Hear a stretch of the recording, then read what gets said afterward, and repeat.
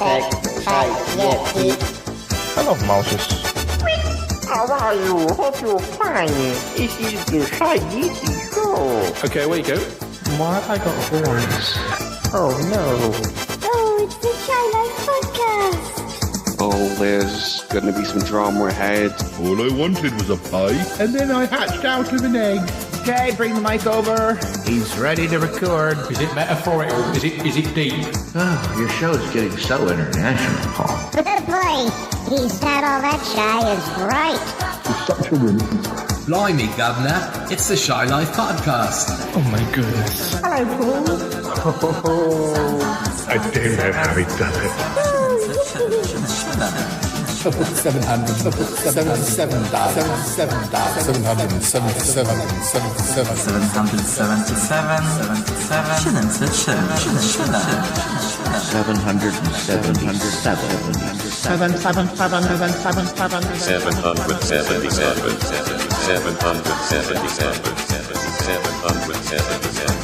Bonjour et bienvenue au podcast de Shy Life.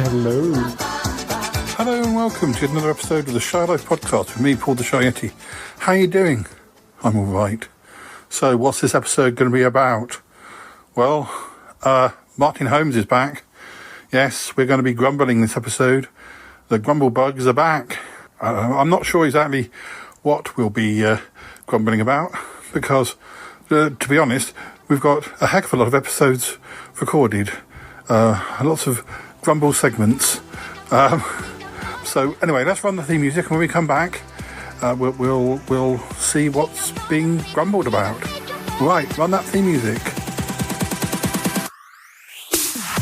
Darling, it's the Shy Life Podcast. My favorite person is here. Keep it rolling, keep it rolling. Yes, but it's a positive thing, Paul. The highlight, the shy life. Go Shy Yeti. I'll go anyway, but potato. Hello, captors. How are you? Oh, have you ever found out my secret? Yes, you have. I love the Yeti test. It's my favorite thing. If you thought that was bad, just listen to this. Yeah, I am strangely drawn to Yeti Uncle John's ankles as well. I could eat my body weight in crisps. Has anyone seen my hot sausage? It's all gooey and meaty and yum, yum, yum, yum, yum. It was enormous. I don't think I'm ready to speak about it. It's been a while. That's right. Here comes the grizzly. It's the Shy Life Podcast. I can't wait for it to begin. Alright, I'm just being an alien. I'm right, man. Hi there. Marvelous, Paul. Putting back smelling nothing about anything.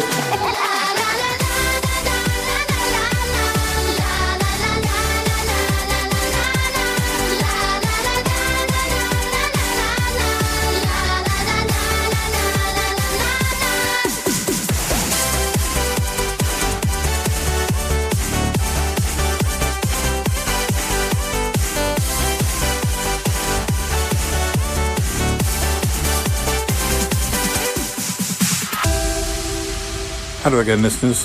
What I forgot to tell you earlier at the start of the show is that we also have extra material this time with Toppy Smelly. Yes, Toppy and I were recording some episodes quite recently, and we had a little chat about coffee and soap operas, quite randomly. So, I'll be showing those bits with you throughout this episode. So anyway, right, okay, have a listen. Oh, Papi, you're such a groover. Oh, yeah. Yeah. I'm in the love shack, baby. Yeah, come on now. Come on. Oh, yeah. Yeah. I'm in the love shack. Bang, bang, on the door. How much caffeine you have in your body? Oh my freaking God.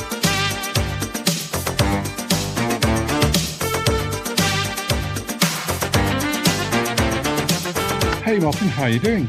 I'm well, thank you, Paul. Thank you. I brought you here today to grumble about things. I'm in such a good mood. Dear, what a shame. I can change that. I'm still worried that this is my reputation, that you just think I'm no. I mean, I know I'm now very, very old. I'm in the next decade, and I know I'm knocking on a bit. But I like to think I'm going against the cliche of being a grumpy old man, and yet here I am on your show being a grumpy old man all the time. It's okay. You can reinvent yourselves on different shows. It's not like you're just on this show. You have your own show. You're on a number of different podcasts. You can be a different Martin on every one. It's amazing. Right. I actually, what I'm going to start with isn't in this book. I just came up with it. I was wondering multiple personalities. No, well, I was wondering about sort of after school activities. Whether it be Cub Scouts, band practice, whatever it was. Were you ever dragged into having to do things like that? And did you resent them? I didn't really. The interesting thing to me was I don't know what it was. It could well have been my parents' choice of faith. But I was never a Boy Scout. I suspect a lot of people would know that immediately. I'm not much of a one for joining paramilitary organizations, to be honest. It's not really my thing to sort of dress up in a uniform and go and wrestle with people. I've actually been very very antisocial generally in life. I'm not much of a one. I never was much of a one for even playing out in the evenings with friends. I was always a bit reticent. I don't know why. I suspect I just grew up with a healthy distrust of other people. Is that healthy or is that an unhealthy? Anyway, I don't know. But what I did do, the only real after school. I mean, there were clubs at school. I remember being briefly involved with the Plane Spotters Club. They had a magazine. I think what it is I always got roped in because I could do art. So if anybody wanted to publish anything or do a poster or anything, they say, "Oh, Holmes will do that." And so I used to do a lot of drawing for things like that. I mean, my mum and dad had me involved in church things, which I did actually resent. So there would be youth clubs and things which I would have to attend, or I would go to. I suppose these were my friends in theory, although obviously I have not seen any of them since. It's a peculiar thing. I think the only post-school activity was I would be in the play. I would be in the play. I was a bit of a school thespian. I was a school thespian. I was once the Nazi butler in The Sound of Music in my And did you have your own song? Does he have his own song? No, he doesn't have a song. But I did. For a very long time. In fact, I probably still can think of it now. But because we had to sing it at the end of the show, I knew all the lyrics to Edelweiss. So Edelweiss, Edelweiss. Every morning you greet me, pure and white, clear and bright. You look happy to meet me, blossom of snow. May you bloom and glow forever. Edelweiss, Edelweiss, bless mine homeland forever. But obviously, I didn't sing it like that. I was a blacksmith. I had my own song though, so we had to do a play about a local legend or local story. Well, it was a true story about a gypsy called Joshua Scamp who was hung for stealing a horse, where he took the blame because it was his son. He was his son-in-law who had done the crime. And it's a bit of a local thing on the edges of Salisbury, and we did our own musical of it in my last year at primary school, and I played the blacksmith, and I had to sing, and I was surrounded by all these little, very small children. I mean, I was a small children at that time as well, but these were even smaller ones, and I had to sing. I wasn't in many school plays. I was the butler in Sound of Music, and we did one in the early part of the my school career, which was based on the Passion plays, of the medieval Passion plays. So, and the two of the teachers had written this play. I think it was called something like One Short Day, and we all had to die at the end. Death came to the village, and with his Scythe and what have you. And we were the Jessica Fletcher turned up.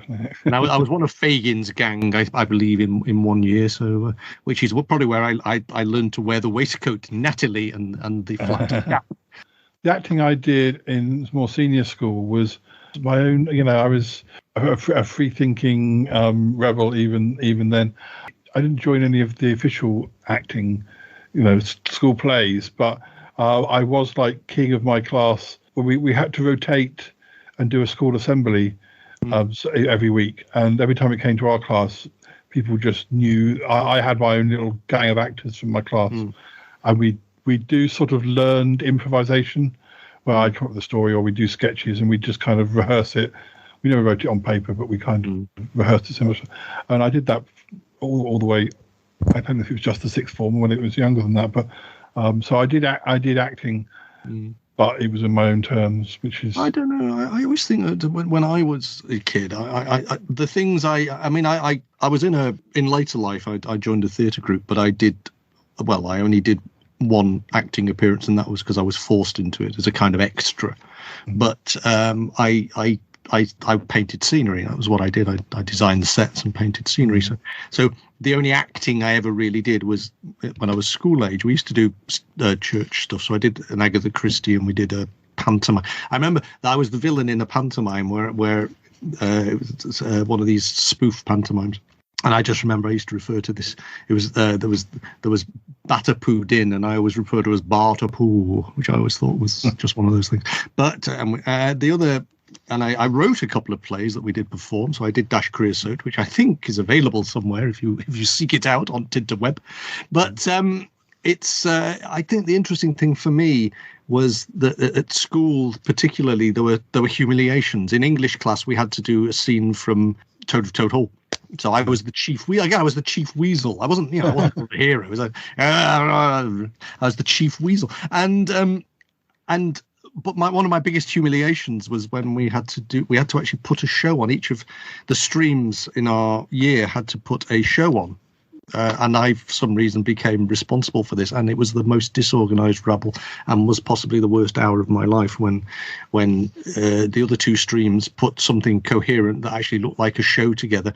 And basically, the people I was in charge of, we'd done no preparation, and we had this hour to fill. And literally, I think at the end of it, before we were mercifully kicked off the stage by the teacher, we'd done attempted 35 sketches, one of which involved two lads sitting on a table being a fart machine. It still burns deeply. I suspect it's when I decided a life on the stage was not for me, Paul. I had to do band practice. I never played music. See, so I did piano practice as well, but I wasn't very good at reading music. And with piano, I tended to play it by ear, and with the cornet, it clashed with Blake Seven, I think, or when Doctor Who was on during the week, it was a nightmare. I missed a lot of Earthshock because of rehearsals, and I don't think I ever forgave the school for that. Yeah. I didn't like doing Cubs because I'm like you, I'm sort of unsociable, and I don't necessarily want to be with a big group of football-y type.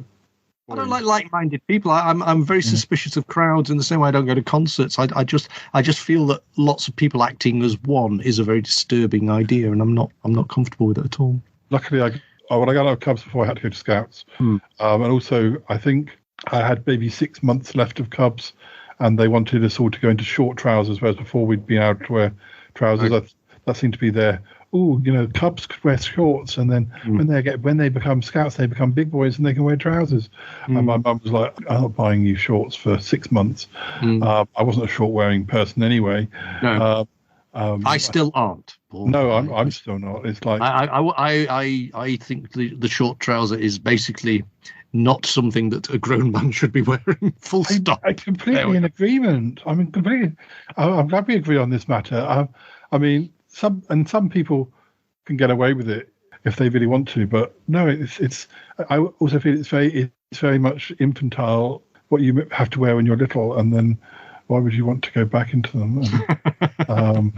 I mean, occasionally I'll wear them around the house if it's really hot and I'm not going out, but I don't wear them in public. No, we go on beach holidays, and I'm still walking around in long trousers and long sleeves. It's not for me. But there we go. There we go. The height of unsophistication. You see that? If you want to grumble about that, there you go. Yeah, we could. I didn't even realize. I didn't even see that one coming. But yeah, I mean, I'm not a fan of displays of flesh. Really, it bothers me on many levels. But there we go. The only thing that the only after school activity that sort of benefited me was that I was sent to. I think it was a bit of. I feel like it was a bit of an offshoot from, because definitely I don't think it was so much from the time my brother came along, but I was definitely brought up in the sort of children should be seen and not heard type thing. Mm-hmm. And but then as a result, I ended up getting sent to do sort of speech sort of. I had the word a minute ago. Where you kind of to encourage elocution. That's it. Yeah, I was sent to elocution. Electrocution lessons. Yes, but now I think about it, was that big chair in the corner plugged in. Yeah, I know that. I feel like sometimes we ended up mumbling because we weren't sure if the adults even wanted to hear what we had to say. Sort of thing.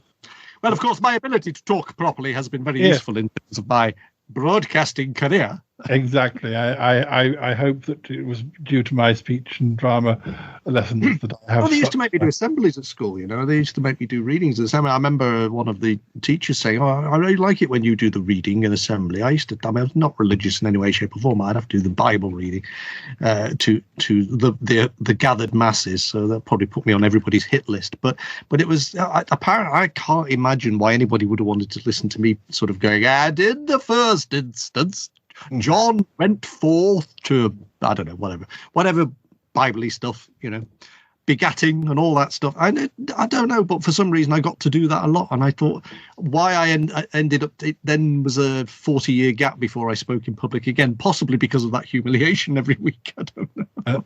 I also think, had I been into sport, people would have been interested in what I had to say, whereas because I wanted to talk more shorts than sport. Yeah, because I wanted to talk about Doctor Who. They all sort of so I just ended up mumbling because I thought, well, they don't really. Oh, you see, I went into introvert mode. That was my other thing.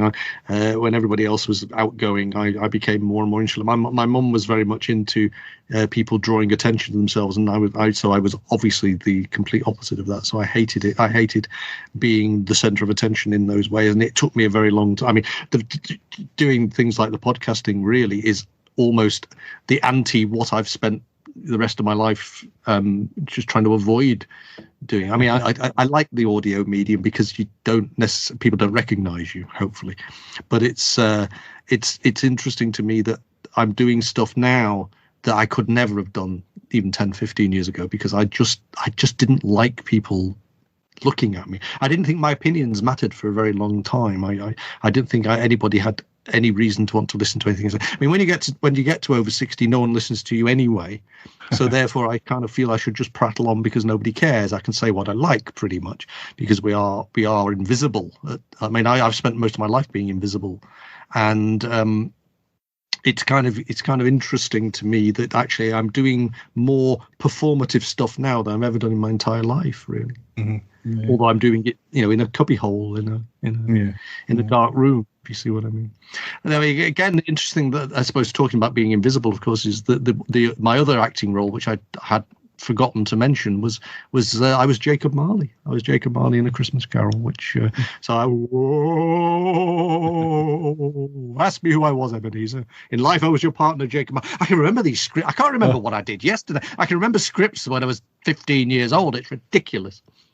Well, the thing is, I would say that our Doctor Who gang, we did, as written by Mr. Trowbridge, we did a Genesis of the Wogans, which was a spoof of Genesis of the Daleks, and I played Harry Sullivan, and Warren played the Doctor, and I had this really big long. His flowing locks. Well, he did have some locks back then. Yes, we both did, but I had a really long speech. It was deliberately very difficult to learn, and I learned it perfectly, and then we never finished making it, including we never did the scene where I learned all those lines. And ever since, I've been very sort of much more Like, well, I'm never going to bother to learn lines as much as I bothered to learn those lines which we never recorded. I'm scared. I actually still get scared. I mean, I mean, when I have to do recordings in front of people, which is very rare, even no matter how much I prep, no matter how much I've got the stuff in my head, I mess it up, and I've never really taken to it. I mean, I still feel very envious of you lot who grumble moan that you actually had, you know, Doctor Who friends, because literally, I mean, there were a couple of people I briefly started doing a fanzine with, which we never actually published, back in the 70s. In the early 70s, and the reason I joined the Dwaz was because of them. So there were two lads I used to talk about Doctor Who with when it was still, but it was already at that point where it wasn't really trendy to do so. Although I found out that both of them are still fans. Weirdly, you know, you sort of mention stuff occasionally, and people will still. It turns out that all that stuff is hardwired into it. But I really do envy you the fact that you had this group of people that you could be creative with that were fans. Because what interests me is when I go to Derby is that I see people who live this Doctor Who life, this Doctor Who fandom life, and for me, it just didn't exist. It was so closeted for me for so many years. You didn't, even when I was a student. I mean, I wrote part of my thesis on Doctor Who, but I sort of shamefully was writing it in dark corners with reference to books that I pretended I didn't own. It was very bizarre. It wasn't something when I was that age that you confessed to having a liking for.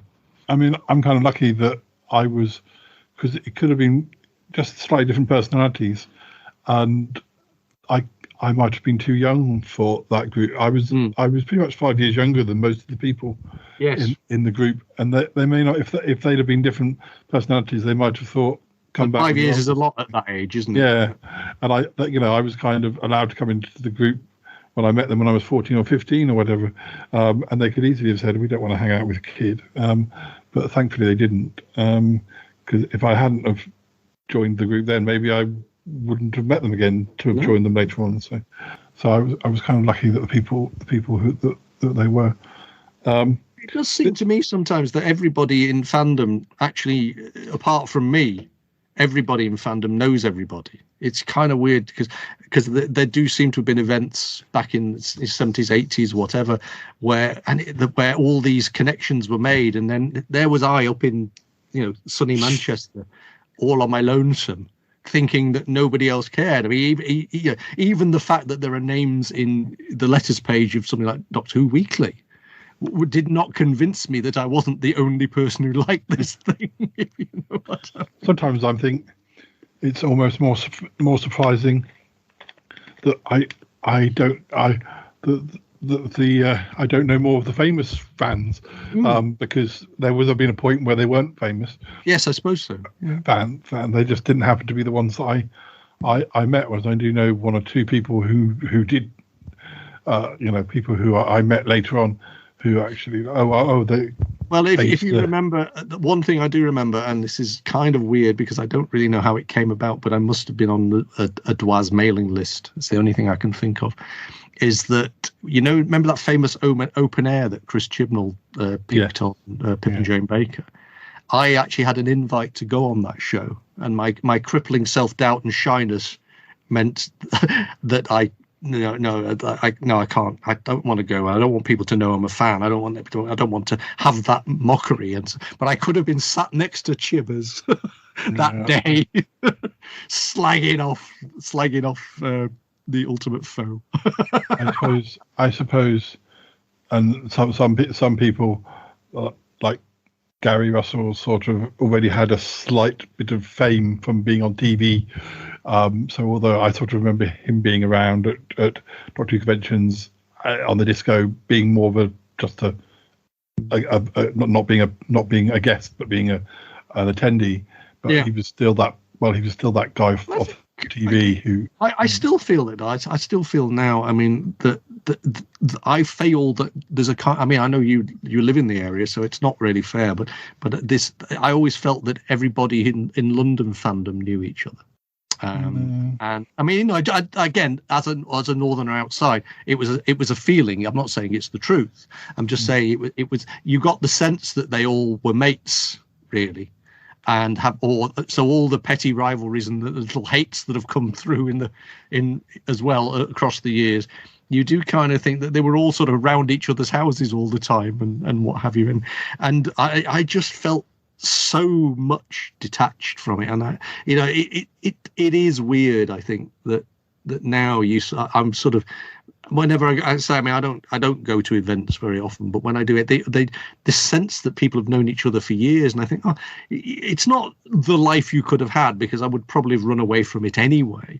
But it's just interesting to me that people are greeting as old friends are just, I just think these are people who were in the pages of my TARDIS magazine or CT back in the day. The names are familiar, but I never had any way of knowing I would ever actually be in the same room as them. It would never have crossed my mind that I would be. I think the other thing is, generally speaking, when it comes to fandom, and this is not in any way, shape or form to criticize them, but I get the impression that fandom, there's an awful lot of people with incredible amounts of disposable income that I just I've never had access to.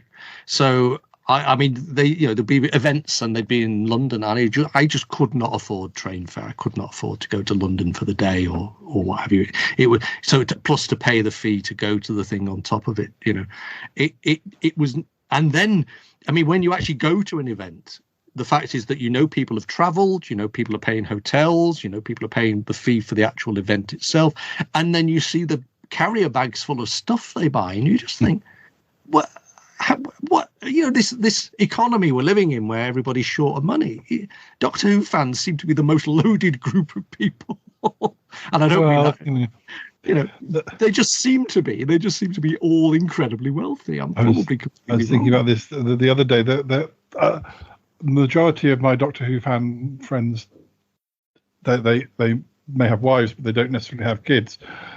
It might be because they've spent all of their money on merchandise.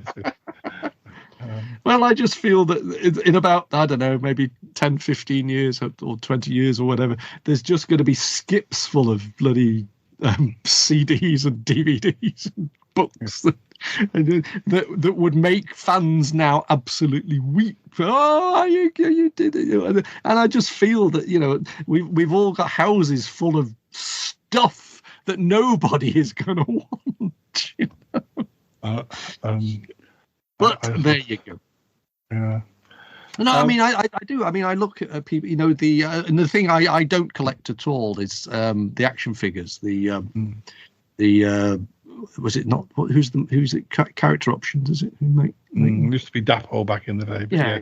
But, and people post photographs of the fact that they've bought every version of the TARDIS with every different sort of incarnation of the Doctor standing in front of it on their shelf, and you see these exhibitions in their houses, and you just look at it and you think, and how much one of those costs, and you just think, my God, I obviously did something very wrong with my career plan, such as it was back in the day.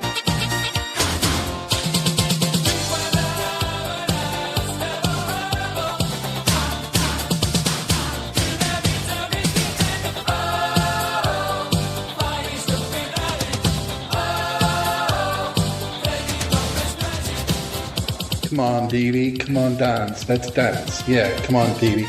Let's do the Dee Dee dance. Let's do the Dee Dee dance. Let's do it, deals. Let's dance. Hey? Let's do it. Down on the dance floor, Dee Dee. Yeah. Oh yeah. Oh yeah.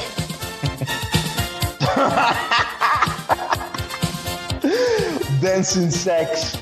Oh yeah. Oh yeah. Come on. My goodness.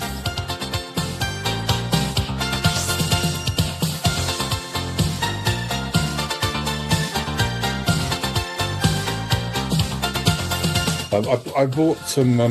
I saw it in the shops when I don't go into the shops, but I shop online, and I saw that I've got so many different types of coffee, but I'm not always in the mood to do like the ones where you have to brew it up, or sometimes I end up drinking it cold anyway. So I saw that there was it was like a bottle with liquid espresso in it. It's for like, well, I guess it's for espressos, but you can make them into like cold brew or like because I don't tend to drink when I'm by myself because I can't be bothered drinking when I'm by myself. But it's nice. So I've been treating coffee like I would alcohol, as far as it being a treat to have in the evening, because it doesn't keep me awake. Oh, really? Okay. Although I think some of the stronger stuff does, but then that's not always a bad thing, because sometimes I talk to Gianluca in Italy quite late. So I've noticed that if I have coffee, maybe it does keep me a bit more alert, but we're talking quite late. Yeah. So I've been making it into sort of having like a pint, like a little bit of the espresso at the bottom of a pint glass, and then topping it up with skimmed milk. And that's good. Who is it that does that routinely? I think it's Vietnam. They have this incredible drink. I think it's hot coffee, but then it's just like a shot. Most of it's condensed milk or something. I can't remember what it is, but it's really good. Yeah, I mean, I could just top it up with. I mean, I guess I could make it into a hot. I could use it as a base for a hot coffee, but I haven't so far. But it's not particularly expensive. The bottle is about the size, perhaps a bit bigger than a Coke can, probably a little bit. It's with a screw top, so if you're only putting to like an inch at the bottom of a glass, it lasts quite a while. And the bottle's only £6, and the average quite large Starbucks is at least £5. So it's not at all expensive if you compare it to something like that. So do you ever have any of those Red Bulls or those pop-like drinks, but they're hepped up with caffeine? No, I don't. Are those popular? I thought they are popular, but I find them too sweet, and also because caffeine doesn't necessarily work for me. Which is a thing. I didn't realise that. Yeah, I'm not that susceptible to caffeine. Okay, yeah, I've never had any of them. No, I don't really drink fizzy drinks unless, like, maybe I get a takeaway and it comes with a free tin of Coke or something. I know a lot of people drink, say, Diet Pepsi or Diet Coke as a sort of concession to not drinking the full fat fizzy drinks. Sure. But I don't like the taste of the fake sugar, the sweetener. Yeah, there's some people never get over that. Like my friend Mannion, he absolutely just will not drink artificial sweeteners. He says they taste vile. And of course, I drink them all the time, and I guess I long since got over the weirdness of the taste, because I don't even notice it now. It tastes perfectly normal to me. Sometimes I drink like carbonated water with maybe a flavouring, and some of those flavourings have got sweetener in, but some of them don't seem to have as much, or there are one or two on the market, because there's a sugar tax over here. So anything that is supposed to be, because of I guess parents used to feed they used to give their kids far too sugary drinks and use far too much of the syrup. Oh, wait a minute! That makes me curious. Did they put the sugar tax on to discourage people from using so much sugar? Yeah. So that meant that more drinks came on the market with the fake sugar, with the sweetener. So it's quite hard to find like an orange squash, which you would mix with water, that doesn't taste of sweetener. But there are one or two on the market. But I don't mind paying. I wish there were just as many as there used to be, and fine if it's 50p more. That's not that much. It shouldn't be that companies stop making that an option, because I only have a dash of it at the bottom of a glass anyway. I don't use half a bottle just to make a drink. It's not orange juice. It's orange squash, and orange squash you just use a dash of it. You don't fill the glass halfway full of it. Is squash like a powder? No, and you mix it with water. No, squash is a liquid, but it's not. You wouldn't drink. It's too sweet. You wouldn't drink it neat from the bottle. You have to dilute it. Oh, I see. I thought it might be like our Tang. We've got Tang. I feel like we used to have powdered drinks. Oh, they're vile. Back in the Tang was vile. It was just awful, but everybody drank it because that's what they had in space. I've got freeze-dried coffee. I've got coffee beans. I've got coffee like that's already been ground. But sometimes it's just too much work. So I quite like this, just being able to literally pour it into some coffee in the bottom of a glass and then dilute it with some milk or whatever, and just start drinking it. And anyway, this time of year, it's quite good to drink cold coffee anyway. I don't necessarily. I gotta tell you, I finally have a proper kettle. Oh, what like a proper one, a human like kettle. One that won't burn your house down. Yeah, electric kettle. Yeah. I don't know why they take. I mean, it feels like we're slowly our kettles are. I don't know if they are kettles, but it feels like electric kettles are slowly infiltrating America. But they are. But it's like 50 years behind. Yeah, I don't know why. Literally, I've never known kettles that haven't been electric in my whole lifetime. So I presume they're around. My parents had one in the 70s. We certainly had one from the 80s because my sister-in-law lived over here, obviously, when she was married to my brother, and she went back to America, and she was like, never going back to a stove kettle. But it's just like it's just so convenient, and you can't get unless you plunge your hand into the innards of it, which you wouldn't do. There's no real problem, or if you drop it and it's full of hot water, yes, but then that can apply to any type of kettle. So there's nothing about an electric kettle that is dangerous.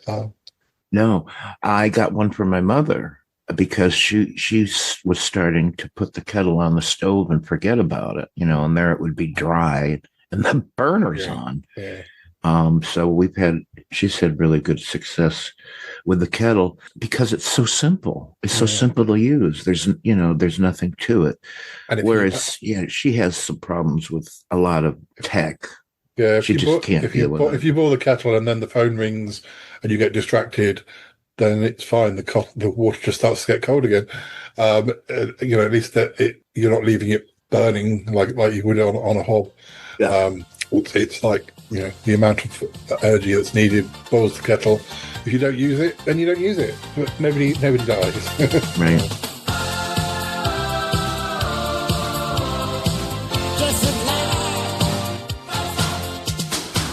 You don't love spaghetti. I perfectly remember you struggle eating long pasta. I remember that. I do have a problem with long spaghetti, only because I'm clumsy, and the older I get, the more clumsy I get, particularly with my stupid hands. And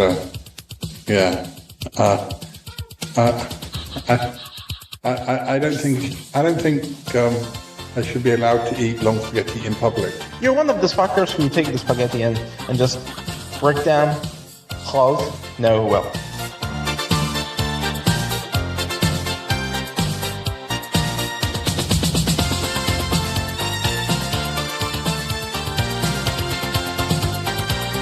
Well, talking about the world of work to a certain extent, but not directly. The other thing I was going to talk to you about is, either commuting or rush hour traffic and things like that. Did you ever have an awful commutes or? Back in the day before people could work from home. But I'm technically retired now. Yeah. I actually no, it's true. I actually get a very small pension, which kicked in when I reached this age, which surprised even me when I suddenly got the letter saying I was eligible. And I haven't worked for a few years now because of various reasons. But to be fair, most of my working life I drove. I was a driver, and most of the jobs I had to get to. I mean, there have been times when I've had to use the train. There have been times when I've had to use the bus to get to jobs for various impractical reasons, usually because the car was in the garage and I didn't have a boss who was willing to let me, do other things for a few days. So, but no, sitting in traffic is one of the curses of my life. I did actually. And also my current my my current partner, my beloved, the light of my life, is still commuting, and I have to meet her train every time she goes to the office, and that is it's rare that the thing actually turns up 2 days at the same time. Those things look awful. They look cramped. They put 2 carriages on and they're sardine cans on wheels. But my commuting life was just sitting in traffic. I do sometimes think that I was totting up years the other day, and because I'm getting quite introspective or retrospective, if you like, and I realised that my entire degree was done in less than 100 weeks, and I still think of that time of my life as being a really full and lots of things, and I think, how did I get all that done in 100 weeks? But I do sometimes wonder if I'm actually, when you're finally, turning up your toes and you're reflecting on your life and everything like that, and if your memory still works at that point, whether you actually sort of find yourself wondering, good God, how many hours did I spend waiting in car parks to meet trains, or standing on stations waiting for trains, or standing in airports waiting for planes, or just sitting in traffic jams. I'm convinced that 100 weeks that I did my degree in, I have now probably done more hours sitting in traffic jams trying to get home. We had a snowy night once upon a time where I left the office early at 4:30, and I didn't get home till 9:30. It took me 5 hours to get the 13 miles to my house that night, and you just there are times in your life where you start to think, do I really want to do this anymore? I think one of the beauties of my situation, that I was allowed to not work and obviously follow my creative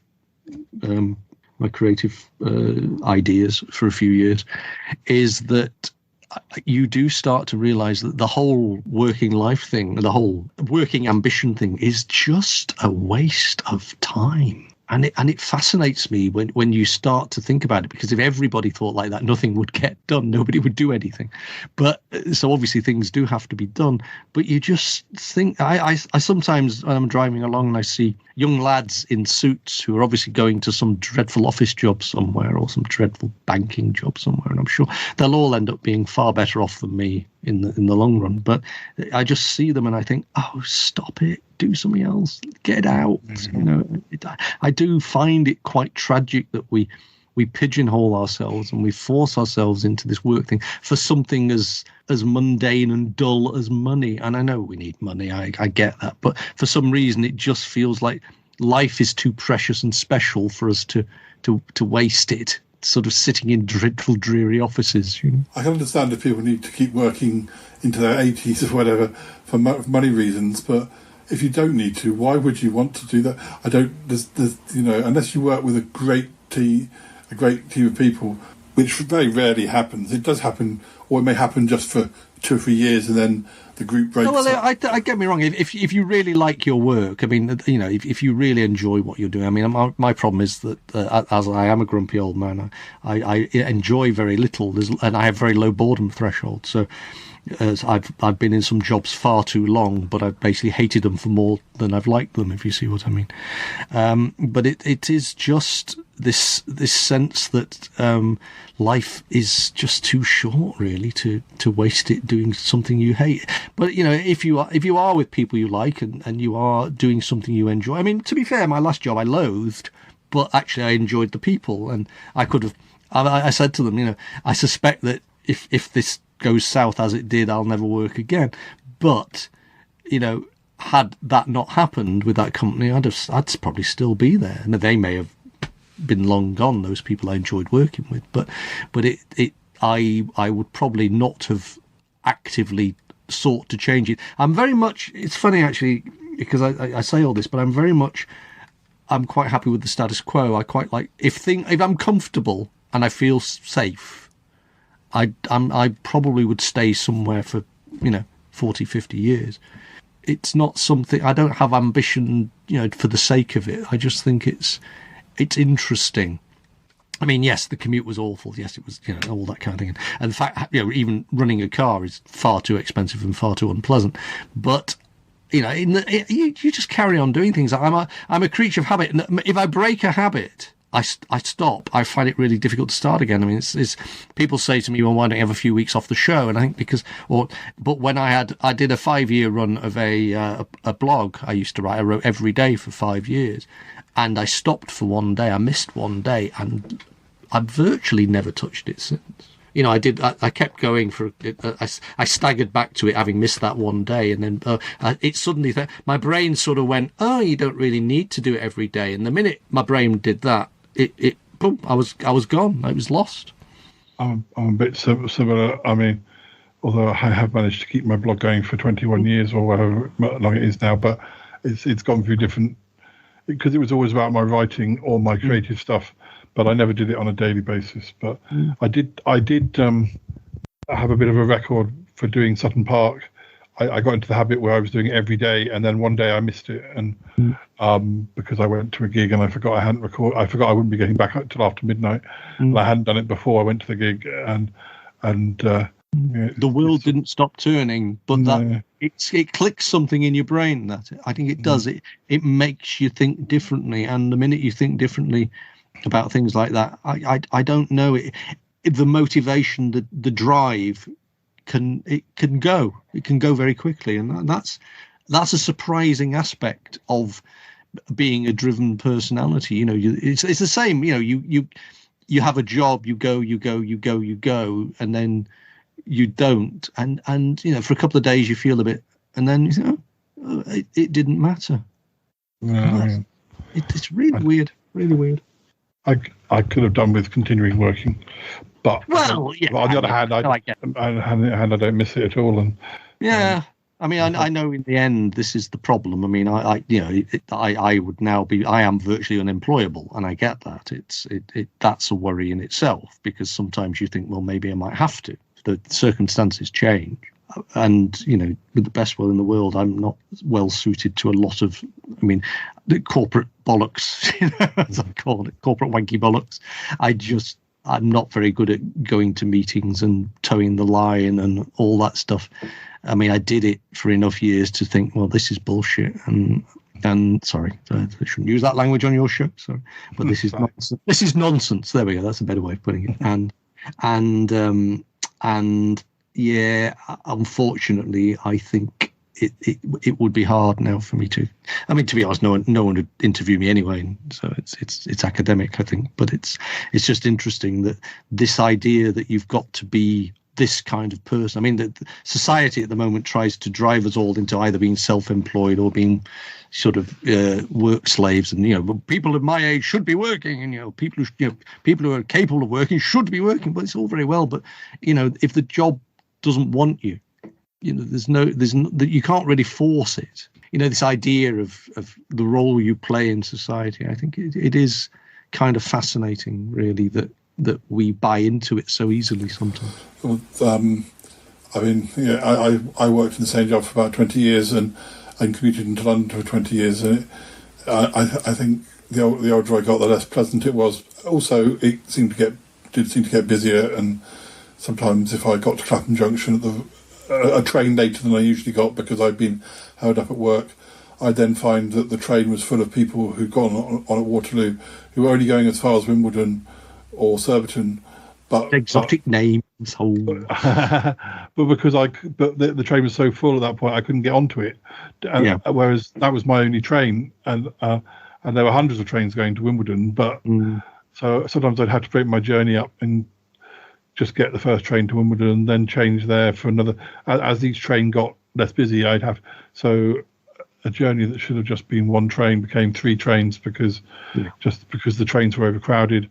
And I mean, talking to my parents, they were kind of, when I first told them that, oh no, you buy your ticket, but you're not guaranteed a seat. You could be standing up for an hour and a half or whatever it is. They were like, they just couldn't, believe that you could pay so much for a train ticket and yet not guarantee a seat. And the more it went on, the more I kind of needed a seat. So I couldn't I needed to go for the trains that were emptier, because if I got to on a train where I had to stand, I'd fall down. So, if I had to stand for an hour, I physically wouldn't be able to do it for an hour without sitting.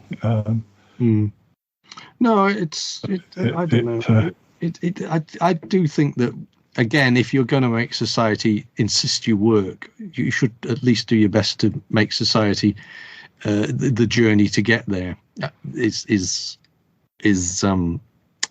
pleasant. I mean, the fascinating thing to me is that some people get paid from the moment they leave the house.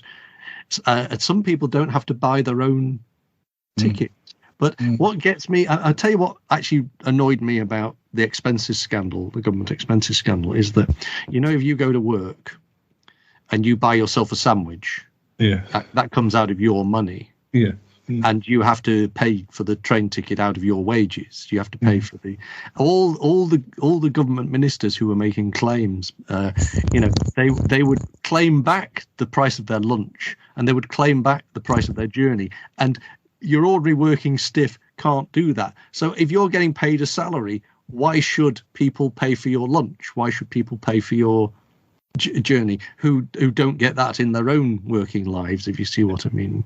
And I do think there's a kind of, it's wrong. There's an imbalance there somewhere. If you're sent on a you're going to this conference today with you can claim it. Then that's different. But on a day-to-day basis, if you're just going to your workplace, nobody should be paying for your sandwiches. Make them before you leave.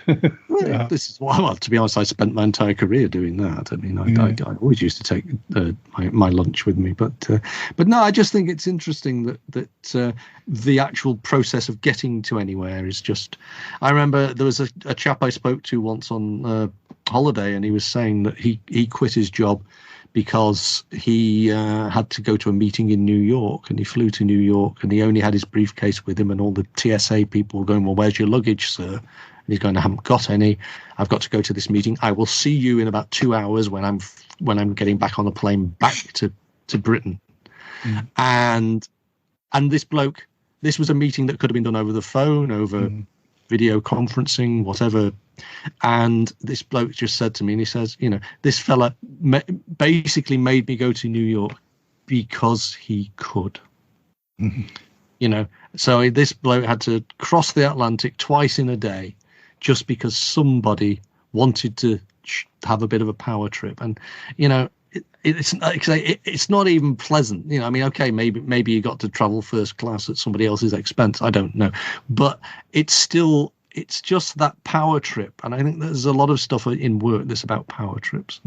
But I think actually making people sit in these bloody sardine cans on wheels, or the buses, the trains, the whatever, to get to these places in unpleasant circumstances, and they expect them to give their best when the whole journey has made them stressed and tired and wound up, and adds hours to their day. I just think there's something fundamentally flawed in that process, and I don't see any way of fixing it, because public transport is a good thing to have. I just think it should be better.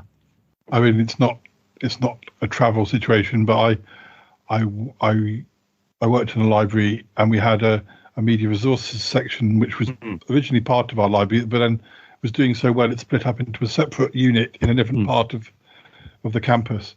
And they'd set up their new media resources library, and then a senior member of staff came and had an office in that same building, and the office was there, and he didn't like his office.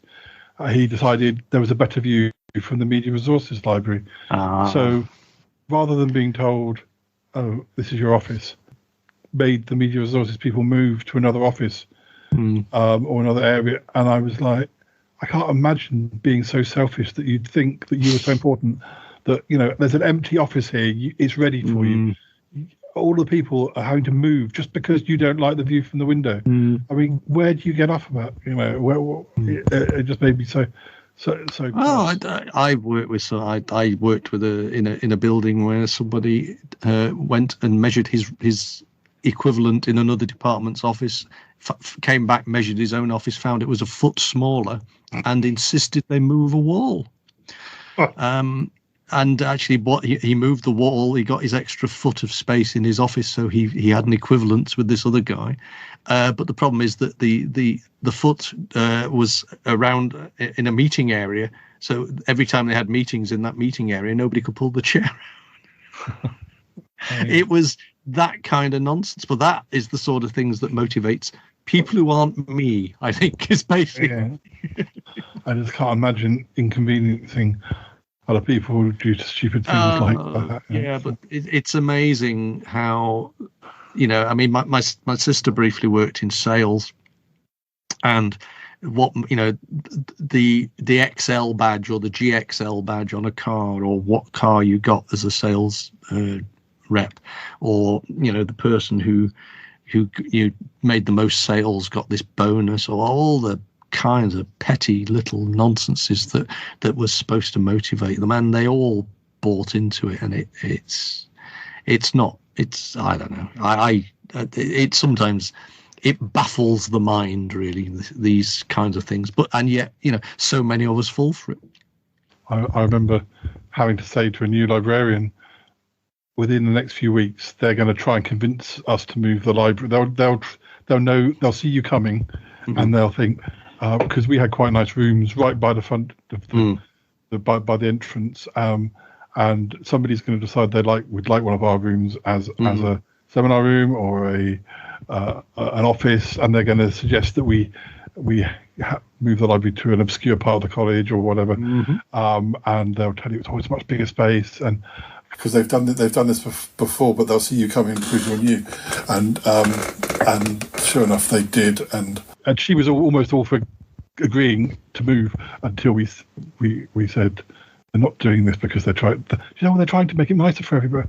No, they're not. They want this office because it's in a pristine position in the college. Yes, the corner office. Oh yes, it's a powerful aphrodisiac.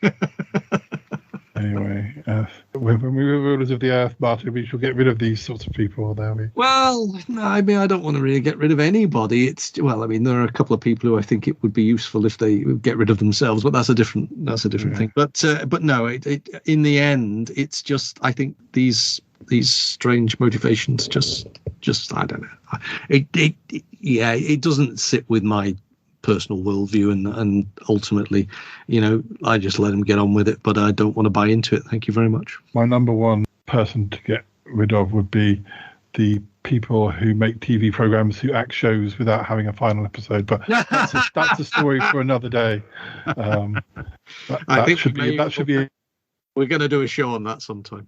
If I was king, I would make that illegal, that you could just act something without finishing off the story.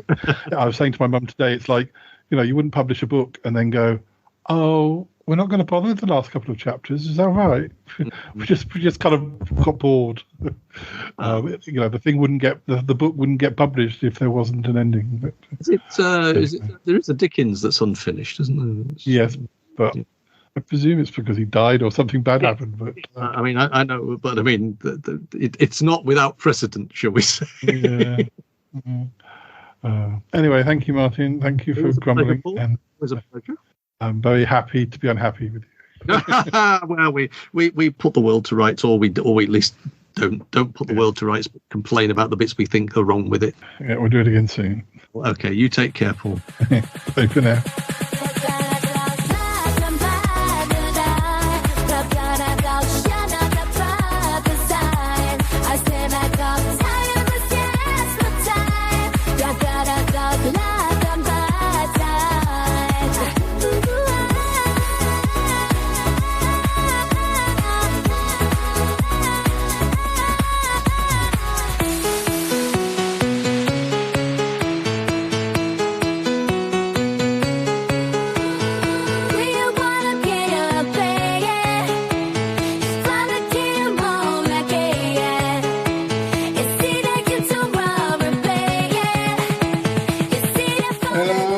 Hello.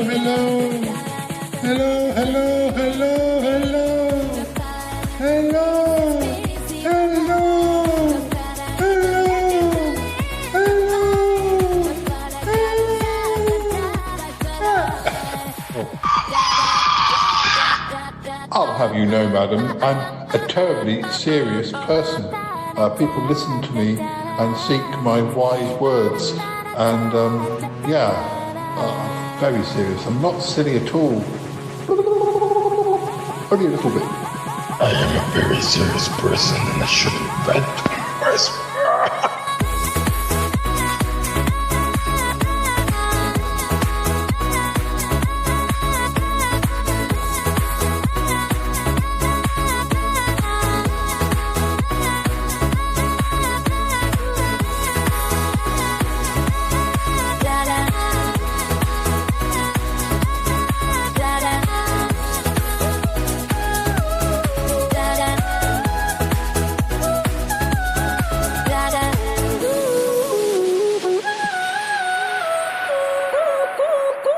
There's a box set I've been watching of a show from the 70s, an Australian show called The Young Doctors. I tend to talk about my Australian soaps with my birthday twin, Andy, and it's an example of a show that it ran from 76 to 83. The peak of our love of Australian shows probably was in the late 80s when Neighbours, which is the show that Kylie Minogue and Guy Pearce and people like that were on. That was a very big show in the late 80s. But around the same time, we started to buy Australian soap operas. I did watch it probably in the early 90s when it happened to be on in my area. But because in the next 30 years or so, I became like extra interested in Australian soaps of that sort of period, 70s and 80s. If you could say, okay, so if I was to talk about Mexican soaps, or soaps from south of the border over here, I would say that they distinguish themselves by just being extra wacky. Yeah. They're not trying to do funny things, but their plots are so outrageous. Yeah. And the fixes people get themselves into are really like over the top. That's how I think of Mexican. But what distinguishes Australian? Australian soaps do tend to have those crazy plots. I think like English soaps or British soaps generally have been a little bit more conventional, more about the day-to-day, like family lives, and less over the top. Although I think even British soaps have, going through the 80s and seeing things that happened on stuff like Dynasty and Colby's with aliens and everything. I think perhaps I always feel like British soaps never quite never reached the summit of other countries. They were always a little bit safe, and some people want that. I guess they kind of want to see how the other half live, but they don't want to see them being kidnapped by aliens or being stalked by serial killers, which is exactly what I do want to see. And the Australian soaps, in the 70s they tended to push it's weird because I've always sort of thought Australia's sort of known as being quite like macho. The men are very, very macho guys, and probably more so than Britain. And yet on the TV, they were the first. This is often forgotten because people who talk about TV don't know about what other countries have been doing.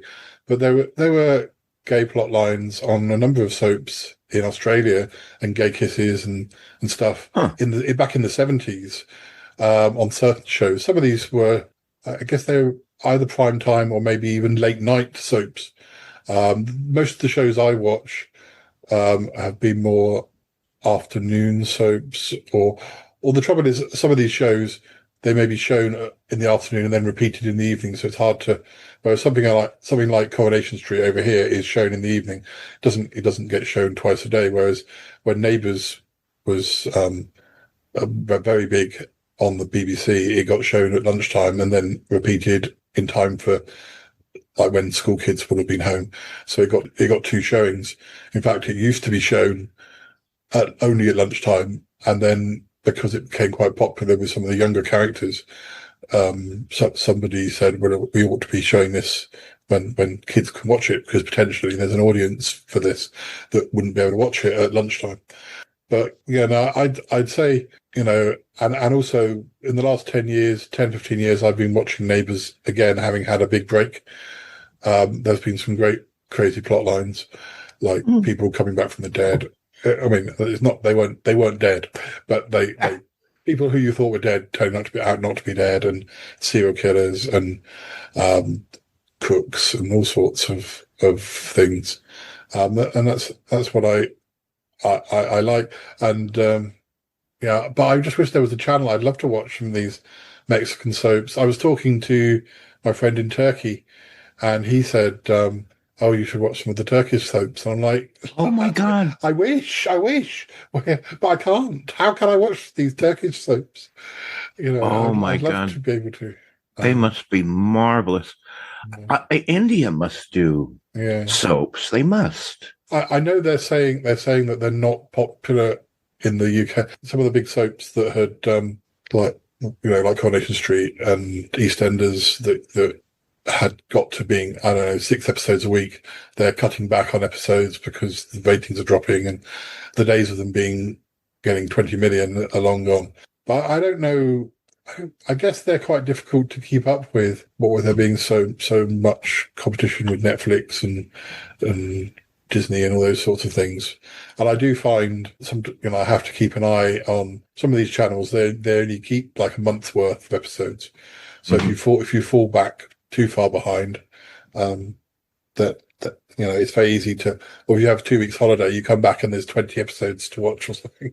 It becomes a bit like it can be with podcasts, like the daily podcasts, where if you have a break you either have to decide to just skip those episodes or really try and do a binge.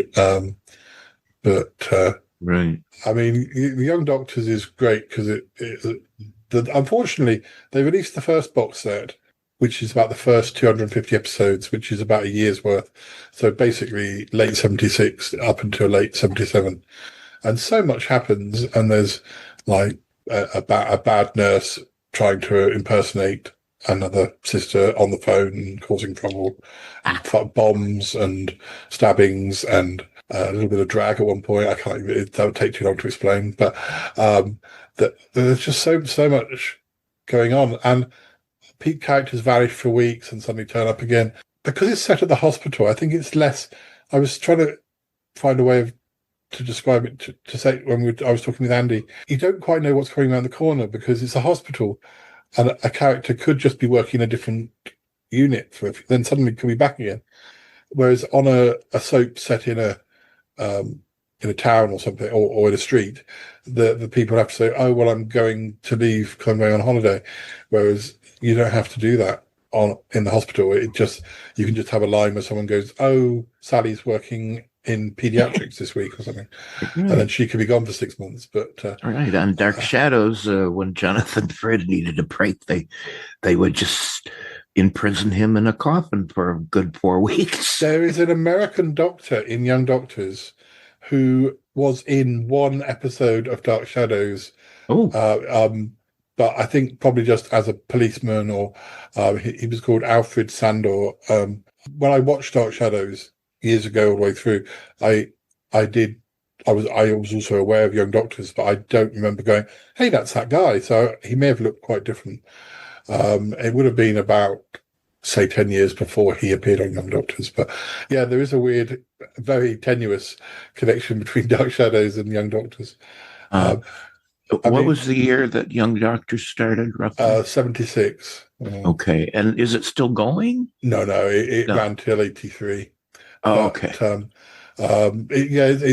It's more like The Neighbours and The Home and Away. The soaps that started in the late 80s are the ones that have lasted for 30 years, 40 years. Okay. Most of the ones I like Prisoner Cell H and Sons and Daughters and Young Doctors, maybe had a 6 or 7 year run. But I mean, that's the thing about Dark Shadows, or how wonderful Dark Shadows is. There was nothing like Dark Shadows. No. And except for that Strange Paradise, but that was a copy of Dark Shadows from Canada. But and that was nowhere near as successful either. But, Like, well, in here in America, uh, soaps had their beginning on radio, and they were 15 minutes, sometimes half an hour later on, and they thrived, and then TV came along, and of course, the market for them was very simple: housewives, because most mothers stayed home and they would treat themselves to one or two or three or four soaps, and they were all half an hour at the beginning, and it was perfect because what did they advertise? Well, soap, detergent, cleaning products, the latest kitchen thing or whatever. And it was a perfect marriage. There was the captive housewife, and there were the products that she used. And I mean, you can't get better than that. And they were all daytime. They were never in the evening. That was daytime television. And they progressed, and soaps became an hour. Good God, I think of some of them for a while went to an hour and a half. I'm not sure about that, but I think. And they had a formula, and it was all about who was in love with who and who secretly got pregnant or who. And then in the 70s, just an attempt to get better ratings, and I think also just learning a thing or two about From Dark Shadows, because that soap became a phenomenon. And part of it was they were so freaking weird.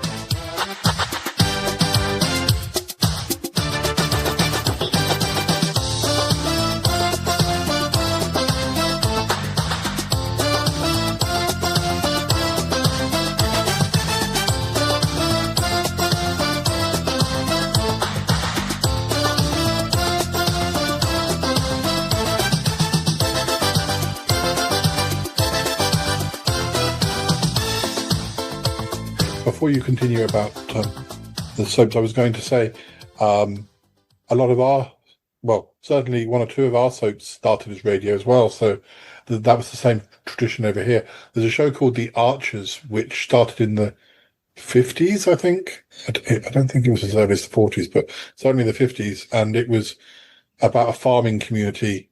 And I think it was like almost educational when it started. And that does still run to this very day. No kidding. That's got to be a record. I'm not sure what is the longest. We don't have anything that's gone that long. I think each episode's about 15, 20 minutes. I went for a stage maybe 5 years ago when I listened to it for about a year, but I found that the older male characters and the older female characters, the voice actors, I'd be like, I'm sorry, who's that? I just found there were quite a lot of characters whose voices sounded relatively similar, and the kids, the young characters, like the teenagers, all sounded a bit like they were adults playing younger. I bet they were. Yeah, and I just never quite clicked with it. I just found that I think it could well be a me thing that there was no visual. How many times do you watch a film and you get to the end and you think, I can't remember any of the names of the characters, because you're working by facial recognition of the characters much more than you are taking note of who's Sarah and who's Peter and who's, in a 90-minute movie, if there's too many characters, you never really get to know all the names properly, but you don't need to that much because you've got facial recognition of all the characters. But on radio, you don't. I mean, which is why you kind of have to be a bit careful sometimes with having too many characters, and in on our shows, or you have to make them very different from one another. But I was thinking, who am I to criticize the Archers who've been doing this for 60, 70 years? But yeah, when I was listening, there were some that were very similar, because all of the older characters had other older character friends, and all of them like middle-aged characters had other middle-aged character friends, but their voices weren't different enough. I mean, at least we can have characters who have ridiculously different voices. We have Ick, or we have Sassy, or we have Aunt Tappy. They're all very different from one another.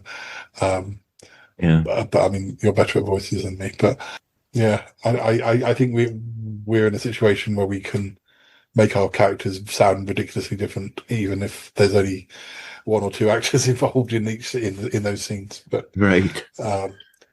But sorry, you were saying, did you have a favourite? So did you have soaps that you used to watch?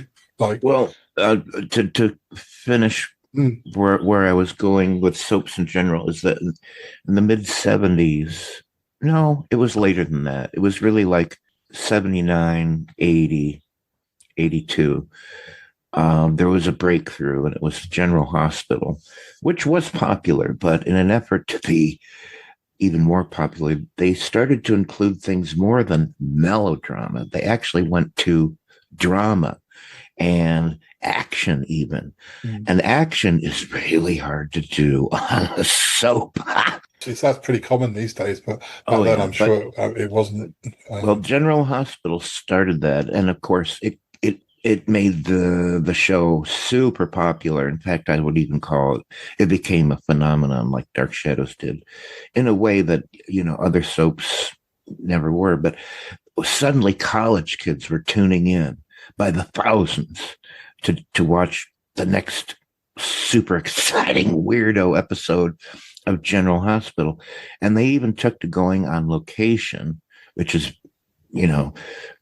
just wasn't done. Everything was done in studio, but they went on location and they were able to do boat chases and I don't know, all kinds of crazy things with spies and this and that.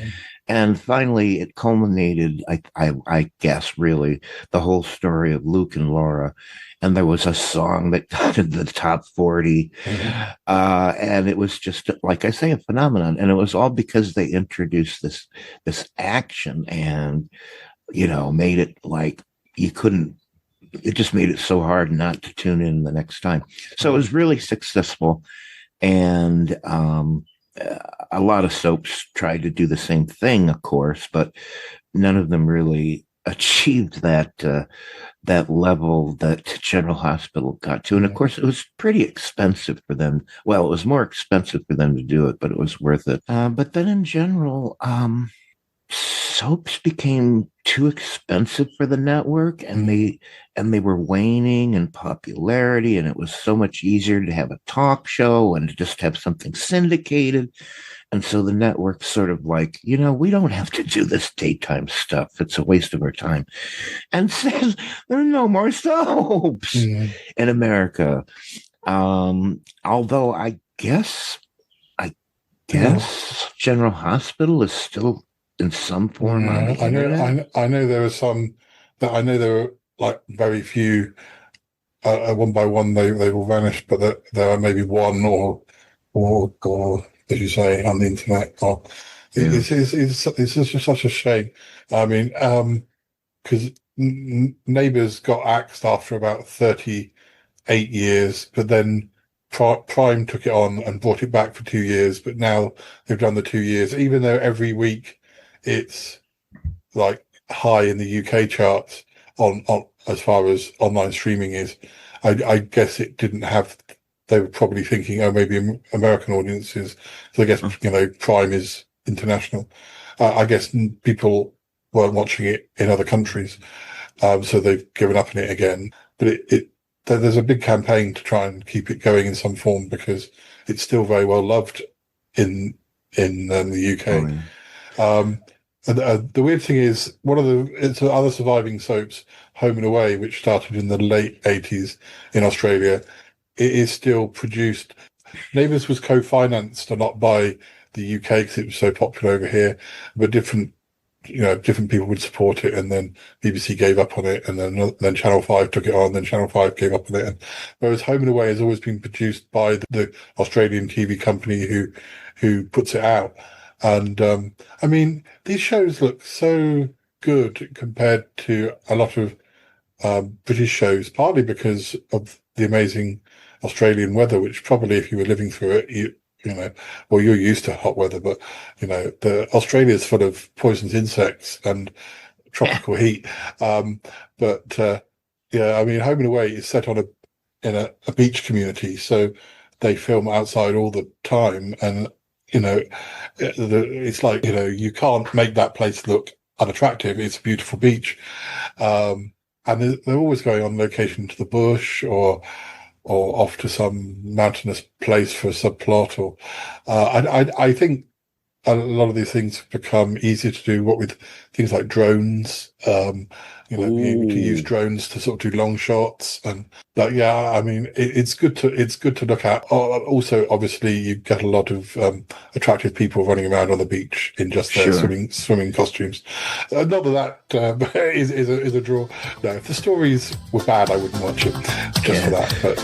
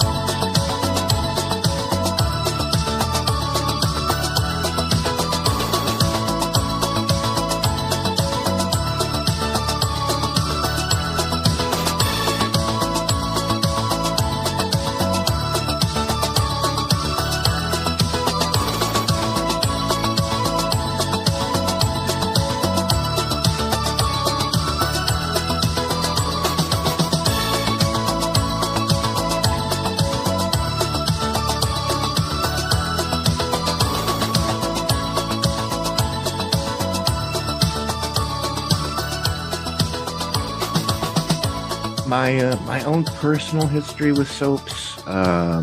It was really because at the age of 4, I started watching Dark Shadows, and it was on for the next 5 years, which was an extremely long period of time when you're that age, and it just seemed like I was watching it forever. The only other soaps that I occasionally got into when I was in college and after college, because of the craze, you couldn't avoid it. I had to tune in to some of this General Hospital nonsense and that Luke and Laura thing.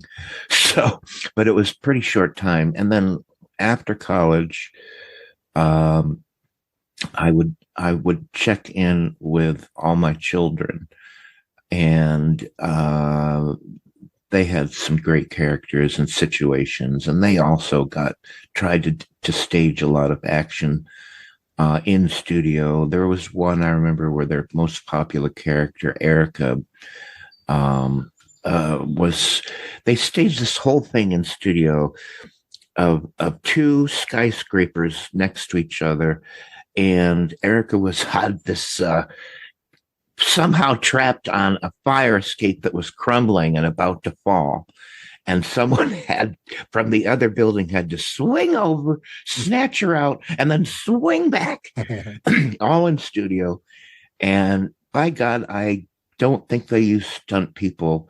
It was actually the actors who did it. And it went on for 3 days. She was trapped on the stage. I do remember on my various trips to America, even going back 20, 25 years, sometimes catching up with bits of soaps, not knowing anything about them. But the daytime ones didn't seem to progress very much. In a week, they were perhaps they'd rotate between, say, 4 different characters in 4 different locations. Like pairs of characters, and there'd be a guy standing in a towel, and if you came back on Friday, he'd still be in the same room having the same conversation, still standing in the towel. And you could see how they'd filmed that block of episodes and then made it across about a week's worth of episodes. After All My Children, that was pretty much it. So I would say mid '86 was when I was watching All My Children for a couple summers, and then that was about it.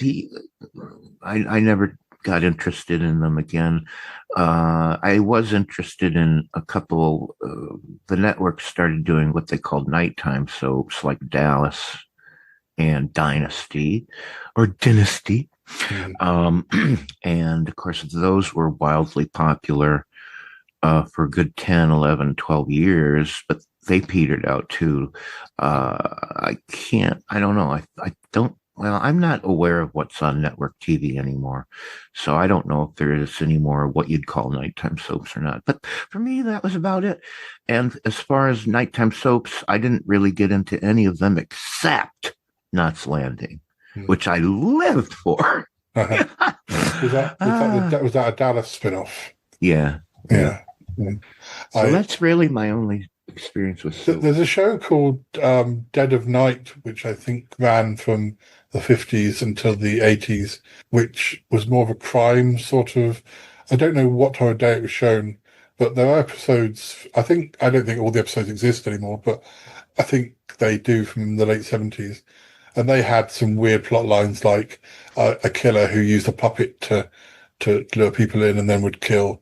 There were episodes of that. There were blocks of episodes online, and I know about these particular plot lines, and I want to have the time to, as much as I say it would be great to have a channel with all these different soaps on, I don't know that I would. I have enough trouble keeping up with Neighbours and Home and Away, because as I say, if you miss a few days, suddenly you've got a week's worth of episodes to catch up with. You have to binge, but I do like them. I think that one of the biggest changes in soaps was just the evolution of things people thought you couldn't do on TV, and then they realized, well, why not? And that would be, a lot more nearly naked people, especially men, really good looking men who for some reason didn't have their shirt on. And that was a big change in soaps, and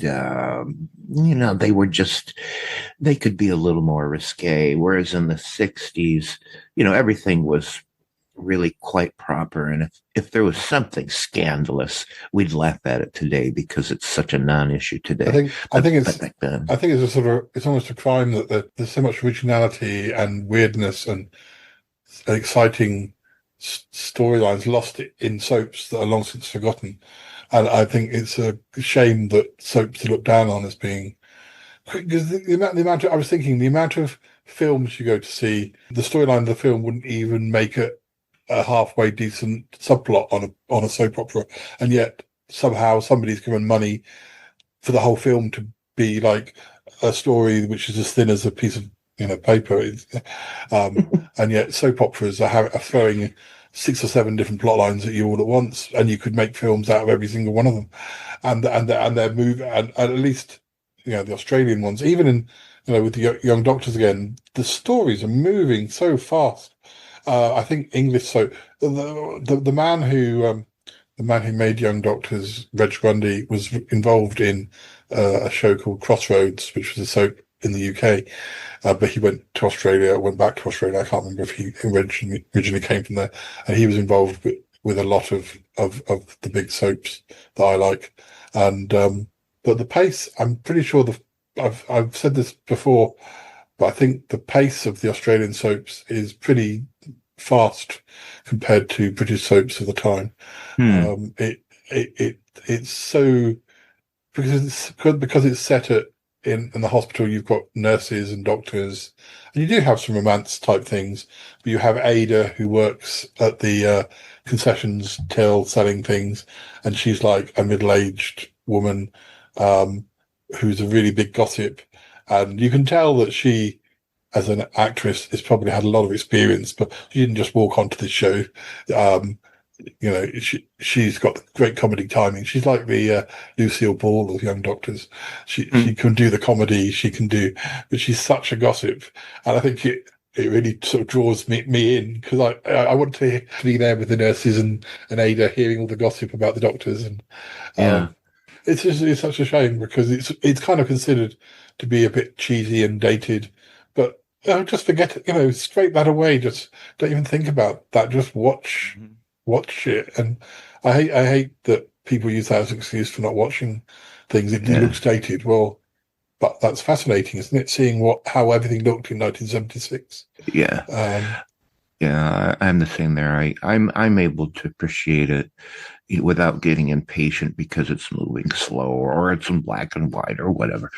I think that's the advantage of what soaps could do and pull off that a movie couldn't, is that the long running characters. And if you've got a good writer and if you wanted to be high rate, you needed good writers. And you needed good actors, and what they became really good at was that you would know these characters for freaking years. And there was evolution in most of them, and you'd follow and you'd become interested in their character. You wanted to know what was going to happen, and you loved them, and you wanted to go back to that village or wherever, the hospital, and see more of them. And because you invested all this time and you're invested in the characters, and if you have the good writing to go along with that, that's what soaps could do that movies can't. And yeah, it often makes me cross that maybe you might see somebody from your favorite soap opera on a more in a film or on a more mainstream TV show, and they're just nameless secretary in the background, and you think this person was like the main character on Young Doctors, and they were absolutely terrific. But how do casting directors not think, oh, this person should be playing a main role in my film? It just seems so insulting, because I literally can't. I mean, I'm not talking about like Meryl Streep level acting, but there were so many great people on soap operas that could, if not far better than Hollywood movie stars, who perhaps didn't even have the experience. Although a lot of movie stars work on soap operas, but I think it tends to be sort of. I mean, Neighbours is known as a bit of a training ground for Australian actors, because there isn't that much TV that allows for that sort of, you can get a young actress who comes in as a complete newbie, and then 3 years later, she's having had lots of experience. She comes back and she's like Hollywood bound sometimes. I mean, not every single actress, but there are a few that in the last 10, 15 years that have come from Neighbours who have gone on to being Margot Robbie, who's been in lots of things. Yeah, that happened in American soaps too. As you'll find out. Of course, nobody knew who they were when they were on the soap, but eventually they became either, a superstar TV or even in the movies or both. And years later, you find out, oh, they were blah blah in the soap, and there they were. But it was good training ground. Often, a lot of people kind of can be a bit, I don't want to talk too much about that. So, and you think, honey, that was your best piece of work. You've not done anything as good as what you did on Edge. It can depend. You can be a great actor, but if you're in a film that is a genre that just doesn't interest me, I'm never going to see that, or maybe I'm just not going to enjoy it like I enjoyed it when you were being stalked by a faceless killer or something. It's I mean, Guy Pearce is one of the few people who started on Neighbours and had quite a big role on Neighbours, who is completely proud of what he did on Neighbours, and came back to Neighbours when it was in trouble to play his character again, like in the last couple of years. A lot of people who have gone on to be Hollywood wouldn't go back, because it would that would just be. I don't think he really cares. He's established a reputation. It's not going to affect. But anyway, we could talk about this all day, and we have other things we must be doing. So yes, anyway. It's fun. It's fun talking about them and thinking and remembering all the hours of entertainment we got from those good old soaps. Well, I'm pretty sure that a lot of what we do on both our shows is because we love that sort of. Well, I could absolutely say that about the Smellcast. That's for sure. Yeah. That was top of mind. I wanted to duplicate that pace and that kind of extended storytelling. Anyways, it was certainly what I was going for a long time. Anyways.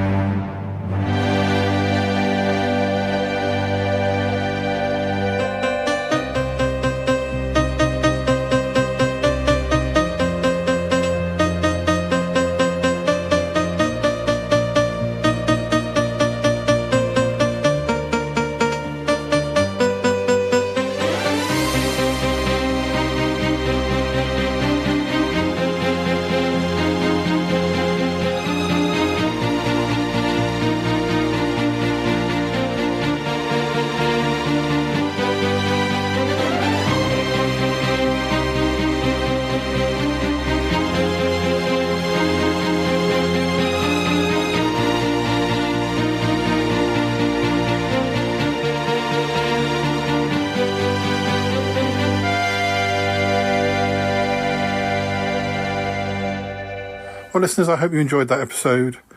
As I say, at the time of recording, I don't know which of the Grumble chunks.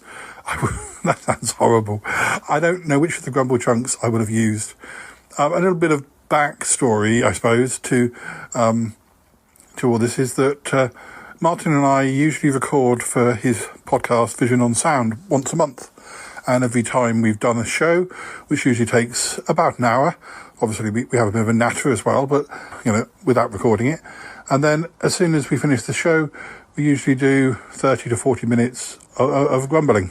So over the last year or two, I've accumulated quite a lot of grumbling and didn't necessarily get around to using it. So that's why you're hearing us grumbling a lot now. It's grumbling we did, some of it very recently, some of it even 12 months or more ago. But anyway, I don't want to grumble about it. So yes, we're back on track to grumble many more times with you. So I hope you've enjoyed our chats. All right. Well, you take care.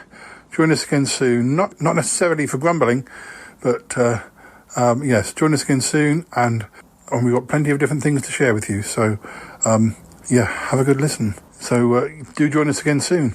All right. Bye-bye for now. As Cromitty would say, goodbye, goodbye, goodbye.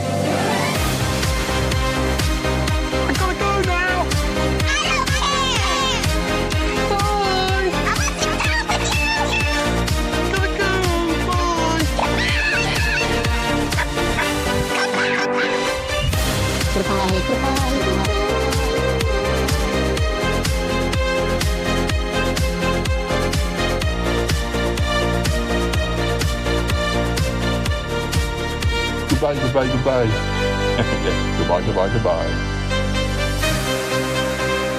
Wow, really? No kidding. Thank you, darling, and you too. Bye-bye. Oh, that sounded good.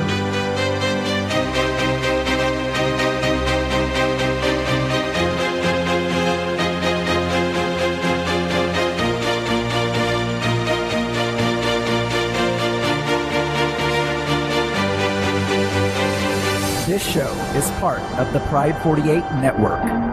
Find more shows over at pride48.com. Oh dear, what's going on now? Oh, it's the Shy Life podcast. Let's go. I have a voice. I have a voice. You have a voice. You have a voice. We have a voice. We have a voice. Unique voices in podcasting. UnivazPods.net. That is so cringe, oh my god. You're a man of culture as well.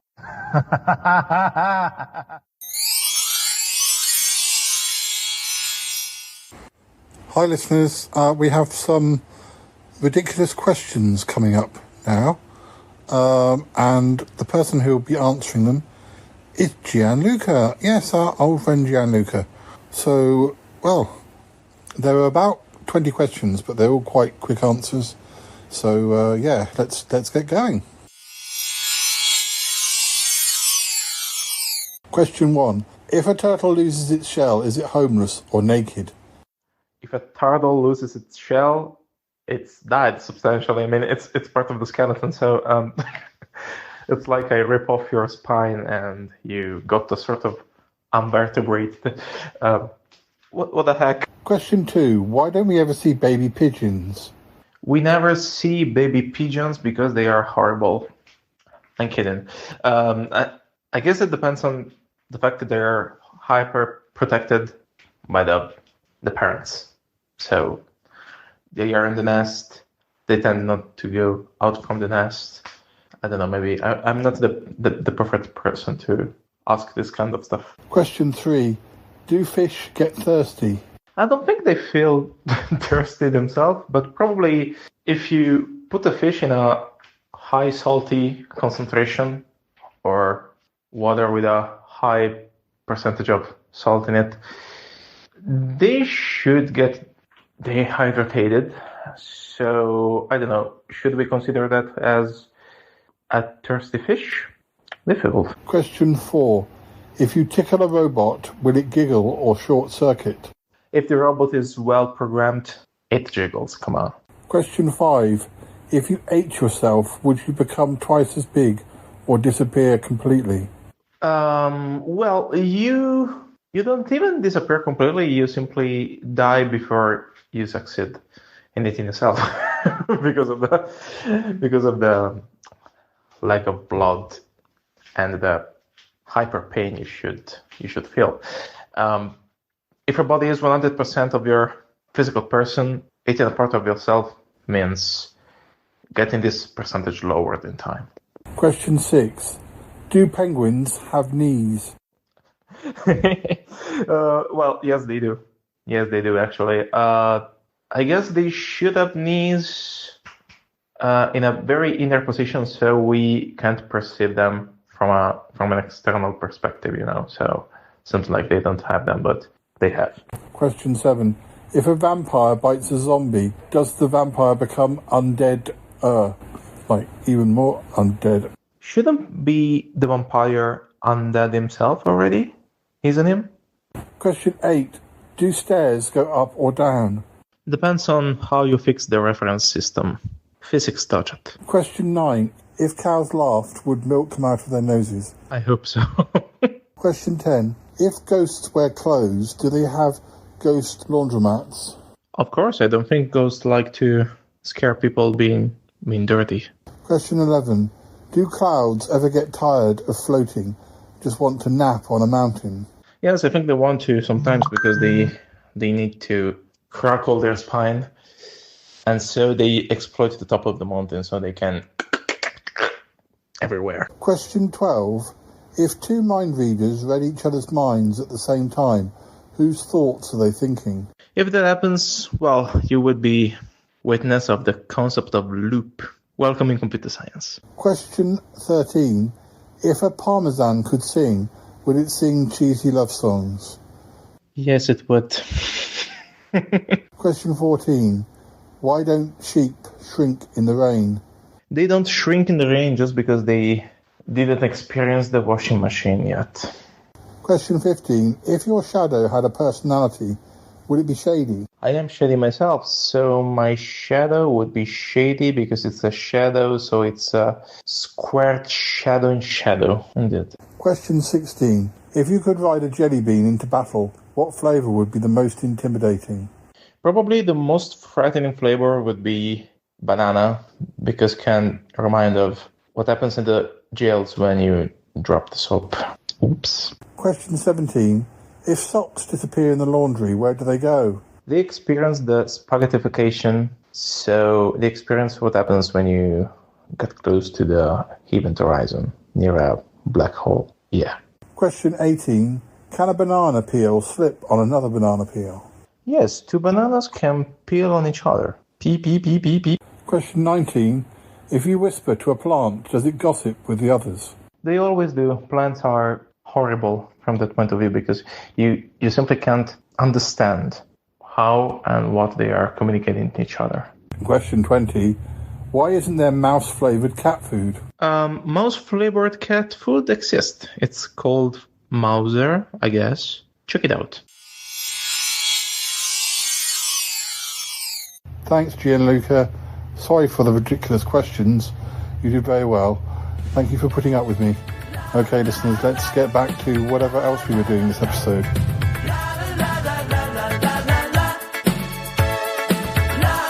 This is just the weirdest thing I've ever heard.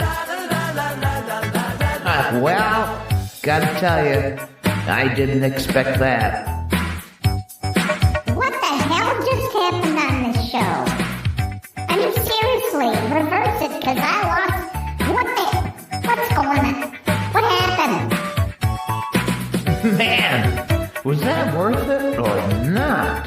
Oh my goodness, that was a darling little shoe. Wow, I love that one. Great show, Paul. Yeah, that was a good shoe. That was beautifully done. We're going to have some orange squash now. It's an exciting life. And everyone's a critic. Et voilà. Oi, oi, that's your lot. Hi. You can always call me.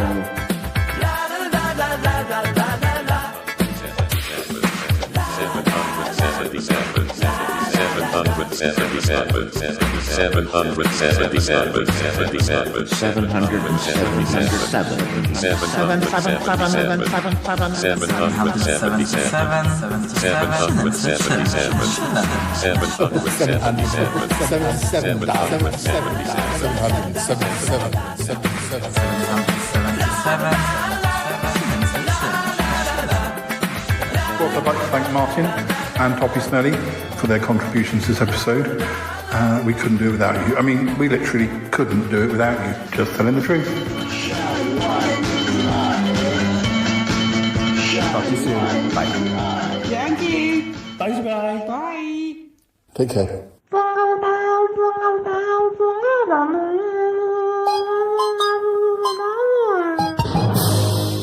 Okay, stopping recording now.